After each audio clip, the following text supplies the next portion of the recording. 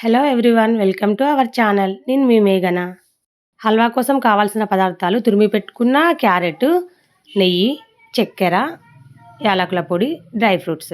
ఇప్పుడు నెయ్యిలో డ్రై ఫ్రూట్స్ని ఫ్రై చేసుకుంటున్నాం. బ్రౌనిష్ వచ్చే వరకు ఫ్రై చేసుకొని పక్కన పెట్టుకుంటాము. అదే నెయ్యిలో క్యారెట్ని ఫ్రై చేసుకుంటాం మంచిగా మగ్గే వరకు. మగ్గిన తర్వాత మధ్యలో పాలను కూడా యాడ్ చేసుకుంటాం. మంచిగా మరిగించిన పాలను వేసుకోవాలి. మనం డైలీ ఆహారంతో పాటు క్యారెట్ను కూడా ఖచ్చితంగా తినాలి. కంటి చూపుకు మంచిది. చిన్నపిల్లలు క్యారెట్ తినరు కాబట్టి ఇట్లా హల్వా చేసుకొని పెట్టాలి, పిల్లలకి బలంగా ఉంటారు.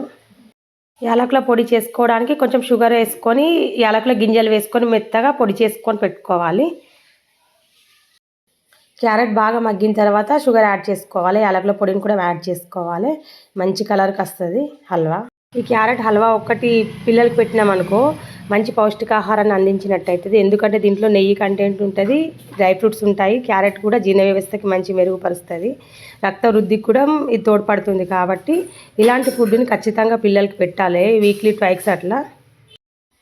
హల్వాకి మనం షుగర్ యాడ్ చేసుకుంటున్నాం కదా, దాని ప్లేస్లో బెల్లం కూడా యాడ్ చేసుకోవచ్చు, ఇంకా మంచిదండి ఆరోగ్యానికి. చక్కెర ఎంత తక్కువ పెడితే అంత మంచిది పిల్లలకి.